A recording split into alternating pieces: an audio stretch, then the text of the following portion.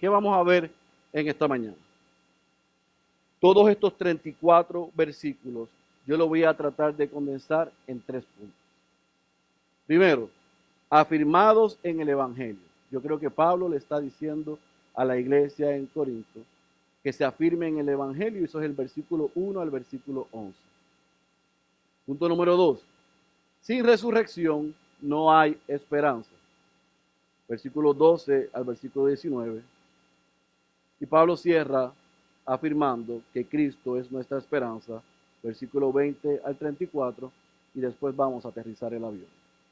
Amén. Antes de entrar de lleno a lo que Pablo está diciendo, los 34 versículos, yo quiero que recordemos un momento donde nos encontramos. Pablo ha pasado durante los primeros 14 capítulos, por así decirlo, la primera gran parte de esa carta que le escribió a los corintios, hablándoles, afirmando, corrigiendo y tocando temas éticos, temas morales, temas culturales y temas eclesiológicos, o sea, asuntos de la iglesia. Como un pastor preocupado por la iglesia, escuchó informes, recibió informes, le recibió preguntas y él está atendiendo todos estos problemas y asuntos éticos, morales, culturales y la situación en la iglesia. Sin embargo, en el capítulo 15, Pablo cambia la tónica y la dinámica de lo que él está enseñando.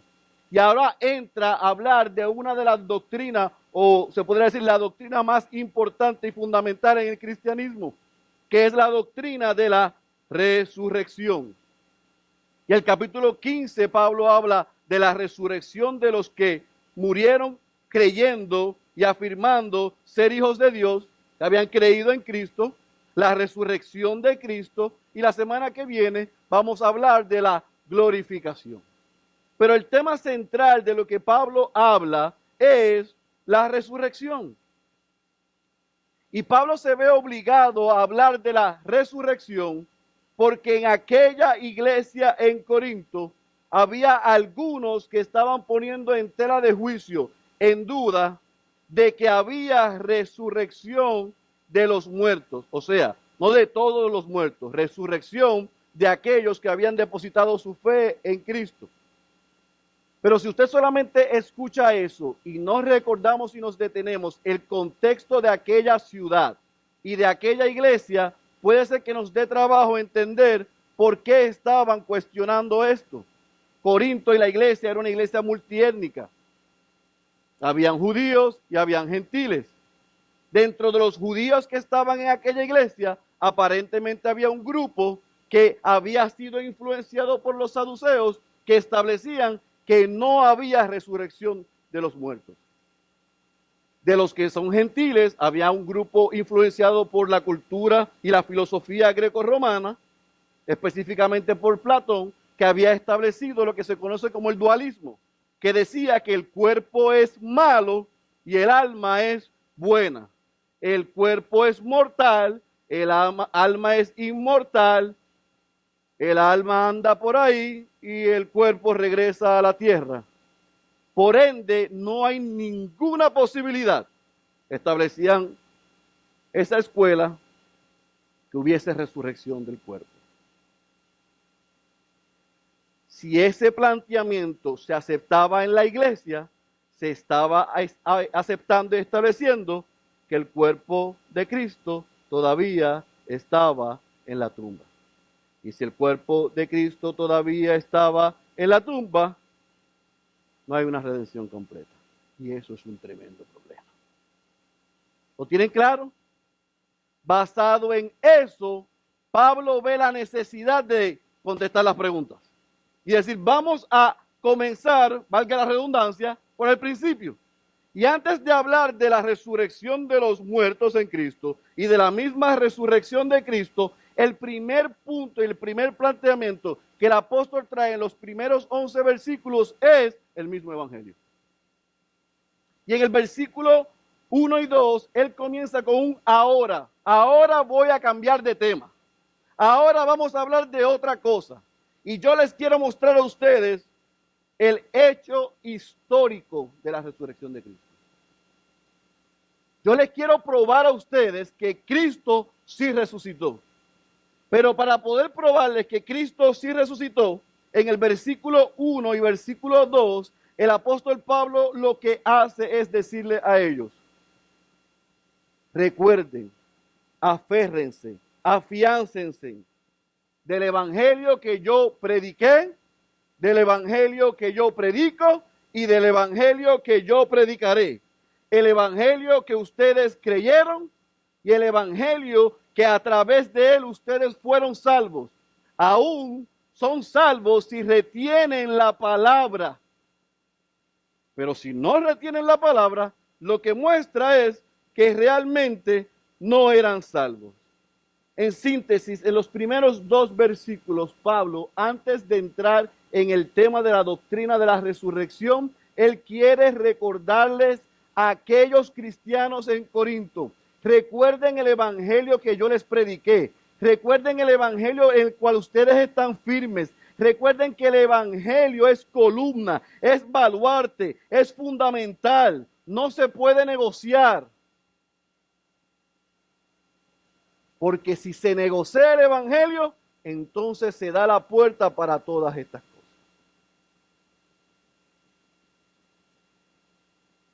Él quiere asegurarse de recordarles a ellos lo que él les había enseñado. De recordarles a ellos cómo a través de esa predicación ellos habían sido salvados. De invitarles a ellos que retuvieran la palabra que él les predicó.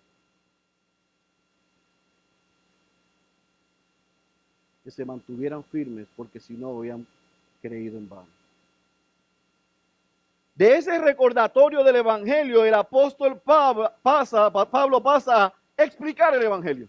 Él no solamente le dice: recuerden el evangelio que yo les prediqué, recuerden el evangelio que ustedes están firmes, recuerden la salvación, retengan ese mensaje. Si no han creído en vano, no solamente eso, déjenme recordarles explícitamente el evangelio. Y él dice: lo que yo os entregué fue lo que yo recibí. Que Cristo murió por nuestros pecados conforme a las Escrituras. Todo lo que se profetizó se cumplió en Cristo. El Evangelio, Dios se hizo hombre y vivió la vida que ustedes, corintios, no podían vivir. Y recibió la muerte que ustedes y yo merecíamos. Y al tercer día, el Padre encontró perfecto, aceptable este sacrificio y lo levantó entre los muertos. Así que recuerden eso, por todas las misericordias. No olviden que yo les enseñé lo que yo recibí, lo que se anunció, que Cristo murió, pero no solamente murió, sino que Cristo, ¿qué? Resucitó. Número 3, el punto número 3 de este punto. Si hay algunos que están predicando que no hay resurrección de los que murieron en Cristo, significa que ellos están afirmando que Cristo no resucitó.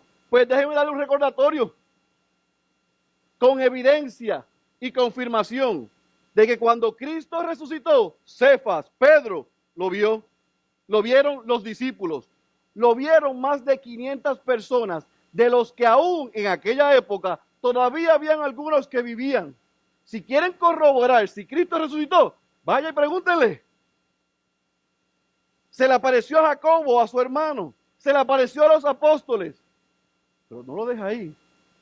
No solamente les recuerda el evangelio y les dice que se afirmen, no solamente le explica el evangelio, no solamente le muestra la evidencia de que Cristo resucitó con nombres de aquellos testigos, sino que termina en el versículo 11, diciendo, 10 y 11, diciendo: se me apareció a mí por último. El abortivo, el aborto de los apóstoles, el último de ellos, el menos que se merecía esto, el perseguidor de la iglesia. A ese también se me apareció y a él yo lo vi.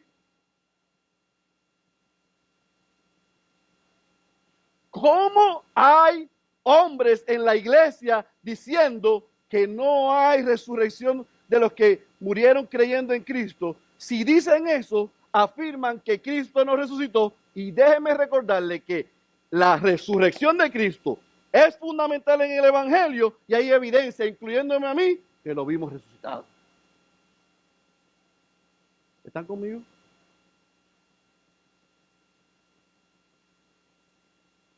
Pablo está diciendo, no pueden haber alucinaciones. No es un hombre que dijo, mira, ¿sabes qué? Yo vi a Cristo resucitado. No fueron 12 discípulos, no fueron más de 500, no fue su hermano, no fueron los apóstoles, sino también yo lo vi. Y si tienen dudas, pregunten. Hay evidencia suficiente de que vimos a Cristo resucitado. Si usted le quita la doctrina de la resurrección al cristianismo, se cae el edificio. No hay esperanza. ¿Para qué creer? Algunos en Corinto estaban infiltrando aquellas ideas. Yo me quiero detener ahí. Nosotros estudiamos el año pasado la carta que Pablo le escribió a la iglesia en Tesalónica. Y aquella iglesia, un poco más joven que la de Corinto, tenía alguna confusión sobre la resurrección. Pero ellos no asumieron ni actuaron como estaban actuando en Corinto. Pablo corrigió en amor porque algunos estaban aprovechando de la ignorancia. Pero en Corinto había maldad y malicia. Y estaban vendiendo una vida en el aquí y en el ahora.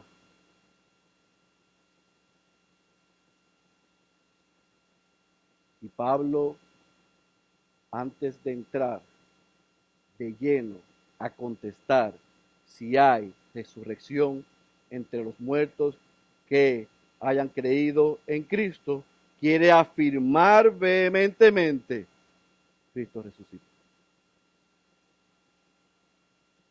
Así que vemos que el apóstol Pablo se toma un cierto tiempo en probar la evidencia histórica de que Cristo resucitó.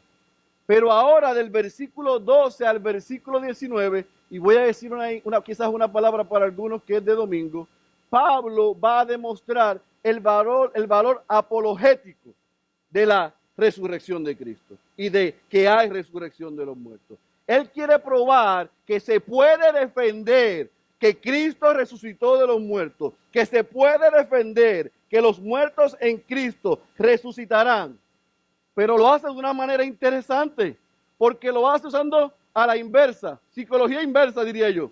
En vez de decir esto, y por esto Jesucristo resucitó, él dice, bueno, si los muertos no resucitan, miren lo que esto implicaría. Y vamos allá, vamos al versículo 12. ¿Está conmigo? Él dice, ahora bien, si se predica que Cristo ha resucitado entre los muertos, o sea, si lo que yo acabo de decir en los primeros 11 versículos es verdad, Cristo resucitó, hay evidencia. Los apóstoles y yo, no importa que yo trabajé más que ellos, predicamos lo mismo. Si eso es verdad, y predicamos el Evangelio, incluyendo la quinta esencia, la resurrección, si eso es verdad que Cristo resucitó, mira la pregunta que le hacen. ¿Cómo dicen algunos entre vosotros que no hay resurrección de muertos? Y esto es el juego de palabras que el apóstol usa. Es un modo brillante, didácticamente hablando. Un modo de enseñanza increíblemente. Ok, Cristo resucitó, pero hay algunos dentro de ustedes que dicen que Cristo no resucitó. Pues entonces vamos a partir de esa premisa.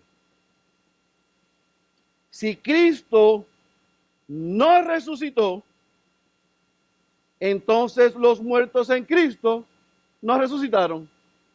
Y si los muertos en Cristo no resucitaron, mira lo que él dice, pues Cristo no resucitó. Y si los muertos en Cristo no resucitaron o no resucitarán, Cristo no resucitó. Y si Cristo no resucitó, la predicación nuestra, la mía de los apóstoles, es que vana, es inútil, dice la Nueva Traducción Viviente. Es inútil. No tiene absolutamente ningún sentido que yo esté predicando que pongan su esperanza en que Cristo, que ustedes van a resucitar cuando mueran, porque Cristo no resucitó. Y mira cómo él va por capas demostrando lo que implica decir que los cristianos al morir no resucitarían. Punto número 1, Cristo no resucitó. Punto número 2, lo que estoy predicando, lo que predican los apóstoles, la doctrina de los apóstoles es inútil, es una pérdida de tiempo, dice el versículo 14. No solamente lo que nosotros predicamos, sino que la fe de ustedes, la confianza de ustedes, lo que ustedes han creído, no tiene ni contenido, no tiene valor, y ustedes estarían viviendo en pecado. Es más, no solamente si los muertos en Cristo no van a resucitar, no solamente significa que Cristo no resucitó. Si Cristo no resucitó, yo estoy predicando en vano, ustedes están creyendo en vano, nosotros somos testigos falsos de Dios, pero peor aún, mira lo que dice en el versículo 18. Los creyentes que murieron están perdidos para siempre. Ahora ese es el momento, pero eso no es la pregunta que le trajeron. Él dice, bueno, si esos que afirman que los muertos en Cristo no resucitaron, eso implicaría que Cristo no resucitó. Si Cristo no resucitó, lo que yo les he dicho, lo que yo les dejé, lo que yo les enseñé, lo que he ido a ciudades a predicar, lo que están predicando los otros apóstoles, es inútil, es inefectivo, es inoperante. Pero no solamente lo que yo he enseñado, lo que estoy enseñando, sino la fe de ustedes es sin contenido, sin valor. Pero peor aún, nos pueden catalogar a nosotros de testigos falsos. Pero peor aún, sus preguntas entonces serían afirmativas. Sí, los que murieron se perdieron para siempre, no tienen esperanza. Mire cómo cierra el versículo 19. Si todo lo anterior que yo les he dicho, basado en esa teoría, hipótesis y premisa, es cierta, el versículo 19 dice, hemos esperado en Cristo para esta vida solamente y somos las personas más dignas de lástima. Yo espero que el Espíritu Santo esté obrando en su mente y en su corazón, porque yo sé que por la mirada de algunos están preguntando, ¿y qué rayos tiene que ver eso conmigo? Vamos allá ya mismo. ¿Qué tiene que ver eso conmigo? Tiene que ver contigo y conmigo mucho, muchísimo. Con la iglesia en Corinto y con la iglesia bautista central, con aquellos creyentes y con nosotros, con los no creyentes allá y con los no creyentes que están sentados aquí. Tiene que ver mucho. Dignos de lástima. Si solamente creímos en Cristo para esta vida, solamente somos los más dignos de lástima. Así que usando un método a la inversa, él dice, afirmando que lo que ellos dicen es correcto, eso implicaría, Cristo nos resucitó.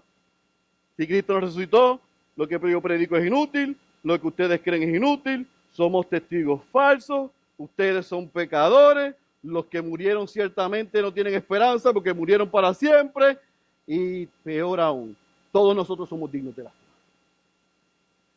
¿Qué cuadro más triste? Sin embargo, el caballo de los caballos, Pablo, no lo deja ahí. Él no deja el punto ahí, sino que en el versículo 20 ya no hace supuestos, ahora afirma. Mira lo que dice el versículo 20. Mas ahora Cristo, que dice ahí, ha resucitado de entre los muertos. Yo voy a pararme ahí. Ahora no dice, bueno, si aquellos dicen esto, entonces ya no está preguntando. Ahora está ¿qué? Afirmando. ¿Qué está diciendo? Cristo resucitó de entre los muertos. ¿Estamos claros? Ahora empieza a enseñar. Ahora empieza a corregir. Ahora comienza a instruir. Ahora comienza a depurar. Y comienza a poner a la iglesia otra vez en orden. Y lo primero que dice es, Cristo es las primicias de los que durmieron. Y déjenme detenerme ahí y tratar de explicar esto, porque unos pseudo pastores utilizan ese versículo para pedirle a la gente que traigan la yuca y los plátanos a la iglesia el primer día del año. Y eso no es lo que está diciendo ahí. Ciertamente las primicias eran el primer fruto de la cosecha después del invierno, y el Torá decía que los israelitas tenían que presentarlo como ofrenda en aquella época, como evidencia de que le daban al Señor lo primero, con la certeza y confianza de que ese primer fruto era evidencia de dos cosas. Escuche bien, que después de ese primer fruto vendrían ¿qué? Más frutos, pero también era evidencia de que la escasez en el invierno había terminado. Así que era una muestra de sacrificio, agradecimiento y darle a Dios lo primero, esperando lo próximo que Dios iba a traer a través de esos frutos. Y celebrando que se había acabado la escasez. Pablo lo que está diciendo aquí es, Cristo resucitó y Él es la primicia, el primero que resucitó de entre los muertos, de los que durmieron. En otras palabras, como el Padre lo resucitó de entre los muertos a Él primero, todos los que creyeron, creen y creerán en Él, también resucitarán. ¿Lo entendió? Porque me acosté a las 4 de la mañana tratando de ver si yo lo entendía. Bueno, a las 4, sí, fue a las 5. Sí. ¿Lo entendió? Pablo está diciendo, Cristo resucitó. Él es la primicia. Él es el primero que el Padre resucitó entre los muertos. Y aquellos que hayan depositado su fe en Él, en antes, en el ahora, en el después, porque el Padre los resucitó, ha prometido que los resucitarán y se resucitaremos. Si usted no le mueve eso, a mí sí. La resurrección de Cristo es el comienzo de muchas otras resurrecciones garantizadas.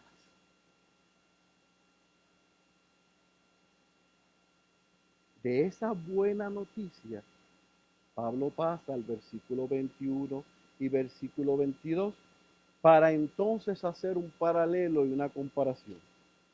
Y él dice, la muerte entró por un hombre. ¿Y ese hombre quién fue? Adán.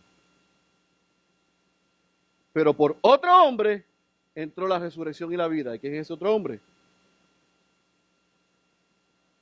Lo que está diciendo el apóstol Pablo aquí es, la muerte entró a todos los hombres, y ese todos es a toda la naturaleza humana, a todo el género humano. Todos estamos por naturaleza afectados, condenados, marcados por el pecado. Esa es nuestra naturaleza. Pero por otro hombre, Jesús, entró la resurrección y la vida. Ahora, párese ahí porque yo sé por dónde van todos.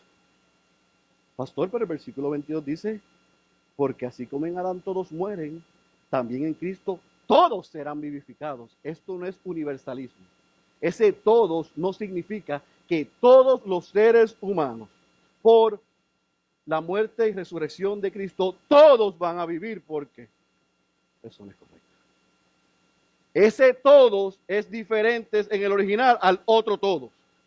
Pero ese segundo todos, que serán vivificados, lo que indica es a todos los que dice el versículo 18.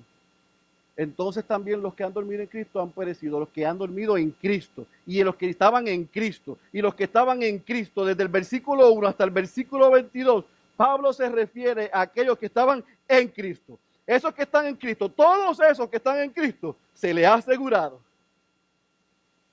que resucitarán y vivirán, no porque lo merecen, no por naturaleza, por puro afecto de su voluntad, o sea, por gracia. ¿No entendió? Así que Pablo dice, Cristo es el primero de los resucitados. Por Cristo resucitar, aquellos que creyeron, que creen y creerán en Él, cuando mueran se les ha asegurado que resucitarán. El pecado entró por un hombre y esa se le fue imputado a todos los hombres. Pero la resurrección y la vida le ha sido imputada a todos los que han puesto, ponen y pondrán su fe en Cristo Jesús. Qué buena noticia, porque aquí dentro hay gente que todavía no ha puesto su fe en Cristo Jesús. Y el apóstol Pablo está diciendo que si tú pones tu fe en Cristo Jesús, significa que si un día mueres, se te ha prometido, por gracia, no por nada que tú hayas hecho, que también vivirás para siempre. Eso es una buena noticia, eso es una maravillosa noticia. Amén. De ahí entonces el apóstol Pablo pasa del versículo 23 al versículo 26, escuche bien, a dar un orden de sucesos de cómo serán las cosas. Déjame ver si puedo hacer un resumen hasta aquí. El primero dijo, recuerden el evangelio que les prediqué, que ustedes creyeron y por el cual muchos de ustedes están firmes. Manténganse ahí, reténganlo, porque si salen demuestra que no fueron salvos. Pero déjenme aprovechar y explicarles el evangelio. Dios se hizo hombre y murió, pero también resucitó. ¿Cuándo resucitó? Hay algunos dentro de ustedes que les han dicho que los que están en Cristo no resucitan. Bueno, si los que están en Cristo no resucitan, significa que Cristo no ha resucitado. Pero hay evidencia con Cefas, con los discípulos, con más de 500, con Jacobo, con los discípulos y conmigo, que vimos a Cristo resucitado.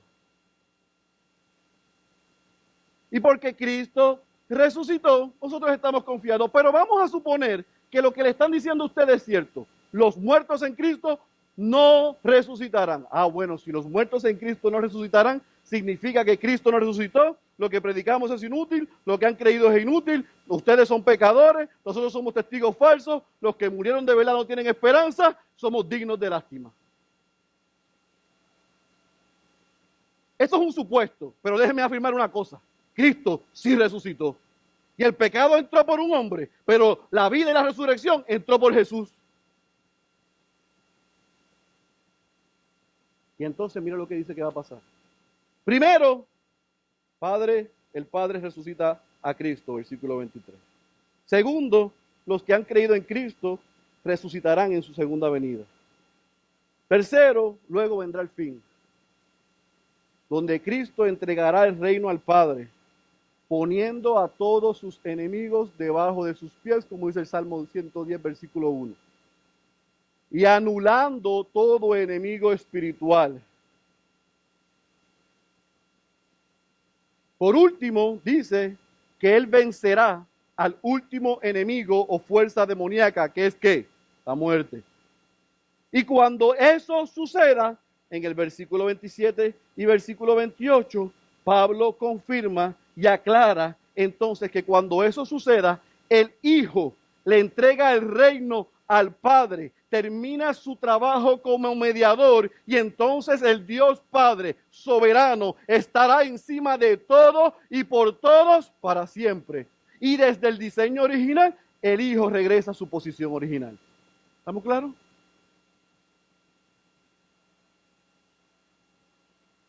Voy a usar la palabra de Carlos otra vez. De manera brillante y espectacular. El apóstol Pablo hace una línea para explicar todo y despejar las dudas.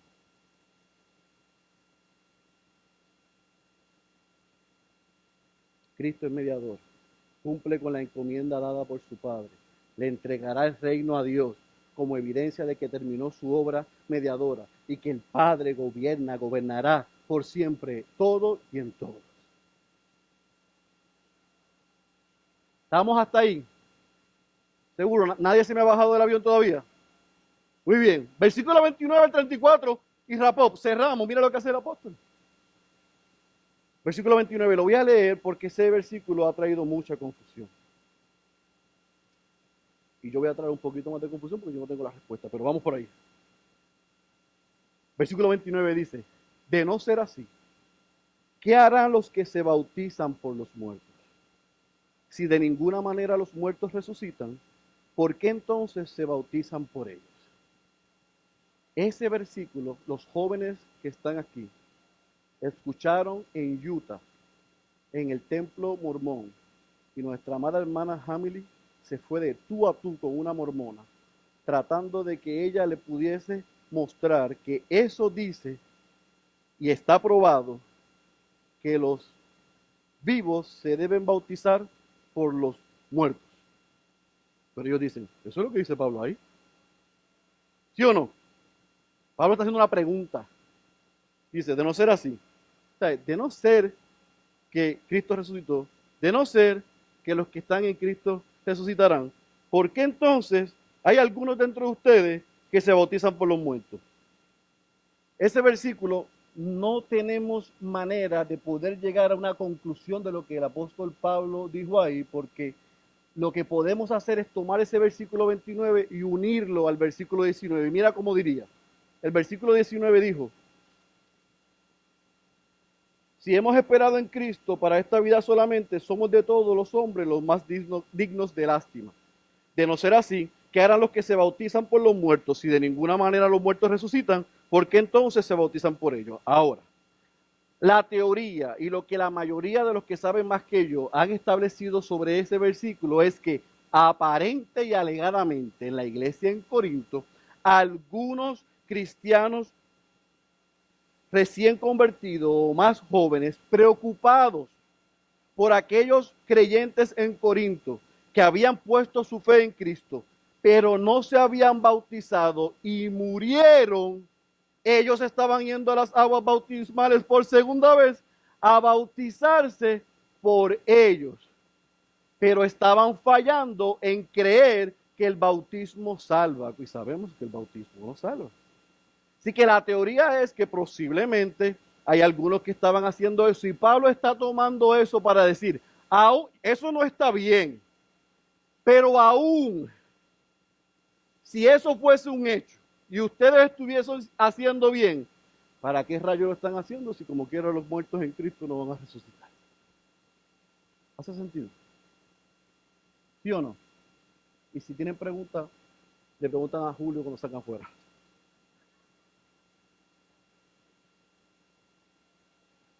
Eso es lo que se ha estimado. ¿Qué es lo que pasó ahí? El versículo ha traído controversia porque entonces muchas herejías y sectas dicen, vamos a bautizarnos a nombre de los muertos. Y así lo salvamos. Pero fallan con el principio que el bautismo no salva. Así que es un grave error herético, antibíblico y fuera de lugar. Ahora. Eso está en todo lo que dijo Pablo. Y lo está tratando, lo vamos a tomar como una afirmación que él está tratando de hacer para poner sobre la mente de los corintios él. ¿De verdad ustedes creen que los que han muerto en Cristo no han resucitado? Simplemente déjelo ahí. Quédese con eso y un día de esto estudiamos ese versículo. Ahora vámonos al versículo 30 al 32 porque es interesante.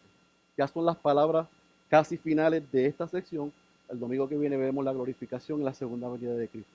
Pero en el versículo 30, 31 y 32, el apóstol Pablo pasa a hacer preguntas personales. Ya no hace preguntas sobre sobre aquello, sobre fulano. Ahora dice, imagínense en esto. Si no hay resurrección de los muertos en Cristo, o sea, si los que hemos creído en esta vida en Cristo no vamos a resucitar, mira la pregunta que hace Pablo. ¿Para qué yo he puesto mi vida en peligro? ¿Para qué? Pablo pasa a hacerse preguntas personales. Si no hay resurrección de entre los muertos, ¿por qué yo estoy pasando tanto problema, peligro, aflicción, dolor, persecución, cárceles? ¿Para qué? Si de verdad no hay resurrección de entre los muertos, ¿qué rayos hago yo pasando abuso físico, abuso verbal? ¿Por qué tengo que aguantar todo en esta vida si no hay un mejor lugar para yo pasar después de morir? ¿Hace sentido? ¿Cómo usted sabe que Pablo está afirmando eso que usted dice? Porque en el versículo 32 él dice, entonces, si me van a entrar a palo, me van a golpear, me van a lastimar, me van a hacer cárcel en esta vida, y yo no tengo ninguna esperanza de que haya una mejor vida después, pues entonces comamos y bebamos. Entre paréntesis, llévese esto, para que no diga, solamente habló de comer y de tomar. No, está hablando de disfrutar en exceso la vida loca. Vayamos a Las Vegas y lo que se hace en Las Vegas se queda en Las Vegas. Sí, total, mañana moriremos y no hay mejor vida después de esto. ¿Entienden lo que le está diciendo? ¿Para qué yo voy a estar sufriendo por ese evangelio que yo les prediqué, por ese evangelio que les dejé, por ese evangelio que estoy pasando aquí en Éfeso, dificultades? ¿Para qué sufrir tanto? Si esto se acaba cuando se acabe el aire aquí. Para eso, vivamos la dulce vida.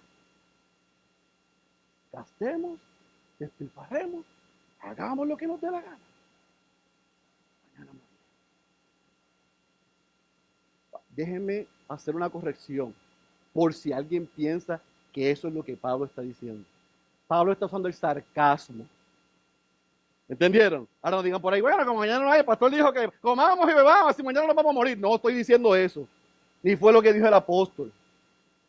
Está usando el sarcasmo, está usando el absurdo, diciendo, si total yo voy a sufrir para nada, pues entonces, a rienda suelta. Todas las pasiones, miremos todo lo que queremos mirar, tomemos todo lo que debemos tomar, comamos todo lo que queramos comer, llevémonos todo lo que nos tenemos que llevar, queremos llevar. La vida loca, muy loca. Él está usando el sarcasmo porque en el versículo 33 le dice, no te engañes. Hay gente dentro de la iglesia que los está engañando y las malas amistades rompen las buenas costumbres. Ahora entendió, porque todo el mundo dice, ay pastor, usted sabe que las malas amistades corrompen las buenas costumbres. Si eso es cierto, ¿sabes en qué contexto lo dijo Pablo? Espero que ahora sí para que lo pueda citar bien. Hay gente aún dentro de la iglesia que no son buenas amistades. Ese es el contexto. No es en el mundo. Está aún gente dentro de la iglesia. Gente dentro de la iglesia que te van a decir y te van a llevar a donde tú no debes ir, no debes mirar, no debes estar. Concluye el versículo 34 diciendo,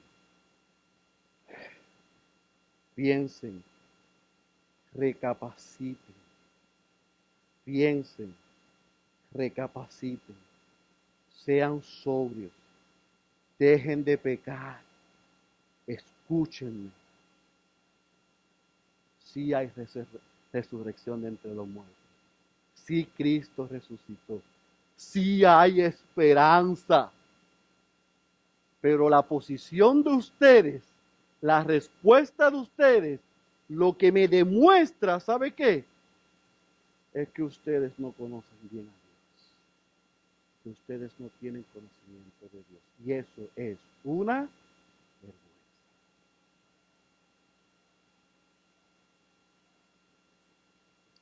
Pareciese que Él está cerrando esta sección para comenzar la próxima regañando. Regañar fue lo que yo hice ahorita. Aquí Él no está regañando.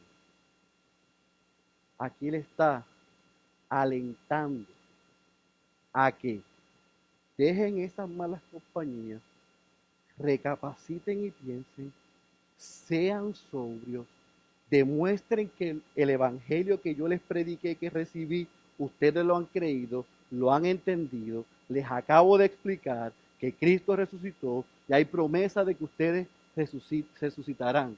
Si ustedes no creen eso, entonces sería vergonzoso. Sería vergonzoso. Alguien dijo que lo que sucedió con algunos en aquella iglesia en Corinto se puede resumir de la siguiente manera. El desconocimiento del verdadero carácter de Dios está siempre en la raíz de todo pecado y de todo error acerca de las cosas celestiales y por tanto también de la falta de nuestra fe. Si usted y yo no conocemos al Dios único y verdadero y lo que Él hizo a través de Cristo en la cruz del Calvario, entonces el conocimiento de nosotros es, y así también van a ser nuestras convicciones, y seremos tan fácil de engañar y de mover. Ahora, vamos a aterrizar el avión.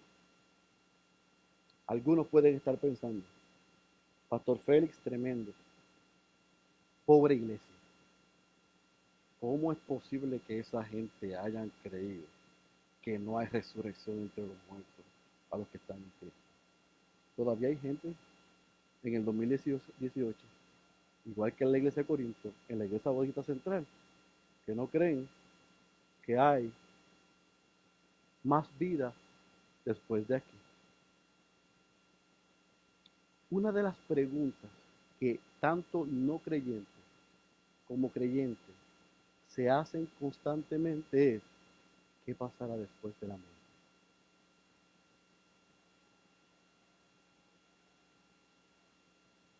En Estados Unidos se hizo una encuesta y se dice que el 90% afirmó, 90%, que hay vida después de la muerte.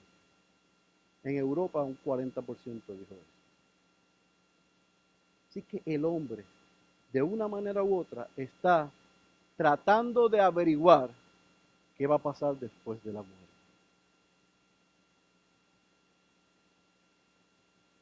Pero hay muchos, millones, que hoy, igual que en Corinto, afirman que no hay vida después de la muerte.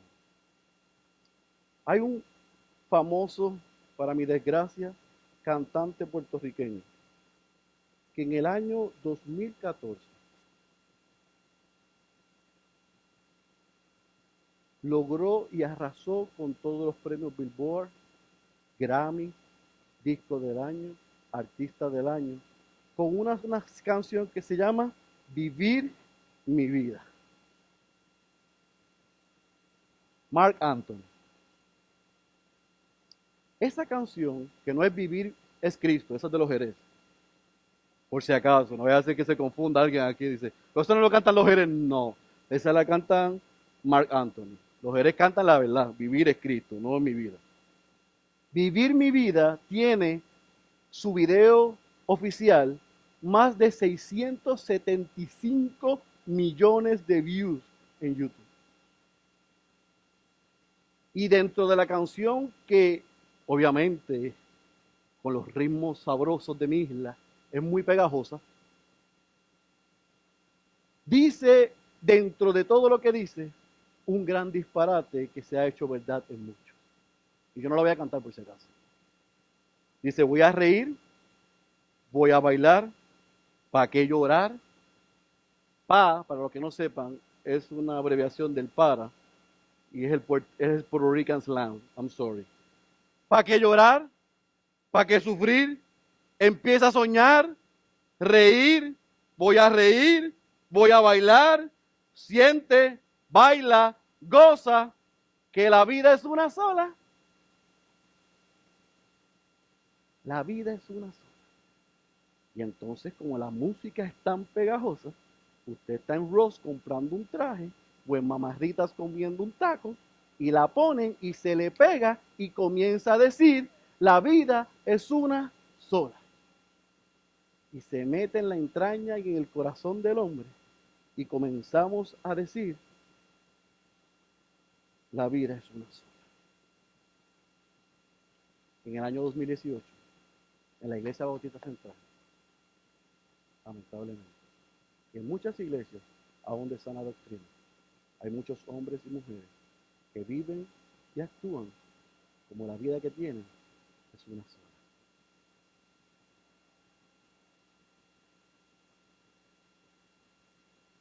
Y el Dios que adoran es el Dios Mamón, a las riquezas, al aquí y a la ahora.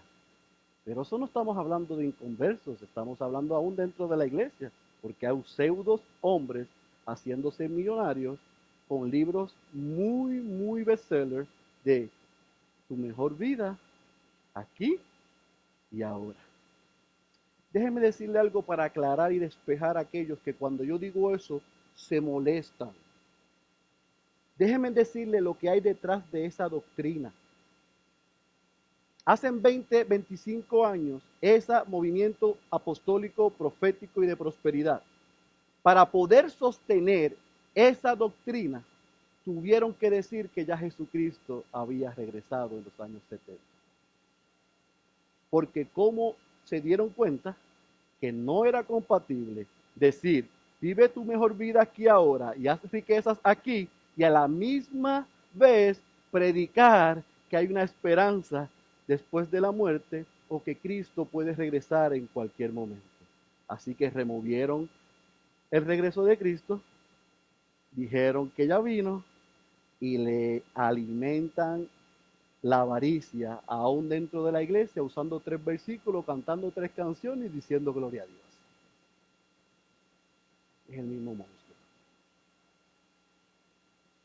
Yo quiero decirte a ti hoy que si tú eres uno de esos que quieres vivir tu vida aquí ahora, tú eres, igual que los corintios, digno de lástima. Si yo creo que mi mejor vida es aquí y ahora, yo soy digno de lástima. Si yo estoy detrás del Dios dinero, el Dios placer, y vivir la vida aquí para gozar, y no abstenerme sabiendo que un día sí voy a gozar, yo soy digno de lástima. Si tú crees que tú eres un buen esposo o un buen padre, dándole todo lo que tus hijos te piden o lo que tu esposa te pide, en el aquí, en el ahora, dándole la mejor educación, los mejores carros, el mejor estudio, pero no apuntándole a Cristo, tú y tu hijo, yo y mis hijas, somos dignos de lástima. No, no, no. La vida no es una sola. Y no es solo el aquí y el ahora. Tú y yo viviremos por siempre. La pregunta es, ¿dónde vamos a vivir? ¿Viviremos eternamente disfrutando lo que Cristo ya nos garantizó? ¿O viviremos eternamente en el juicio de Dios para lo que nos rechaza? Concluyo con esta pregunta. ¿Cuál es nuestra esperanza? ¿Cuál es tu esperanza? Si tú estás aquí por primera vez, segunda vez o llevas 5 años aquí, y tú vives tu vida dándole rienda suelta a tus pasiones, y tú disfrutas el aquí y el ahora, ya te has dado cuenta que yo quiero ser franco contigo. Tú eres digno de lástima. Un día tu gozo se convertirá en tristeza. Un día tu risa se convertirá en crujir de dientes. Si tú sigues pensando que tu vida y que la puedes vivir como tú quieres, porque es una sola, yo quiero repetirte que es mentira. Porque tú y yo viviremos eternamente. La pregunta es ¿dónde? Así que mi clamor a ti, mi llamado es arrepiéntete y cree en Jesucristo para salvación de tus pecados. Y ahí sí, tú vivirás eternamente en un buen equipo, en un gran equipo, la familia de Dios. Pero si tú estás aquí, yo sé que hay mucho pueblo de Dios aquí y eres creyente. Yo quiero recordarte una cosa, amigos y hermanas y hermanos, miembros de esta iglesia y cristianos que quizás nos acompañan. Seguir a Cristo no es fácil.